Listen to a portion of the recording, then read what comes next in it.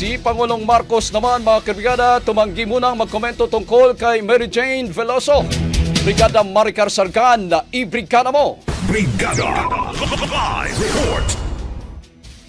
Pangulong Ferdinand Marcos Jr. ang kahilingan ng Indonesia na huwag munang maglabas ng statement hanggat hindi pa pinal ang napag-usapang pagpapauwi kay Mary Jane Veloso. Kaya naman tumanggi muna ang Pangulo na magkomento hinggil sa naturang usapin matapos itanong ng media sa isang ambush interview kung posibleng makauwi ng bansa si Mary Jane bago ang Pasko. Ayon sa Pangulo, sinabihan sila ng Indonesia na huwag na munang maglabas ng anumang anunsyo hinggil dito hanggat hindi pa plansyado ang mga detalye. Una nang sinabi ng Indonesian government na wala silang hihinging anumang kondisyon sa pagpapauwi sa OFW na nasa death row.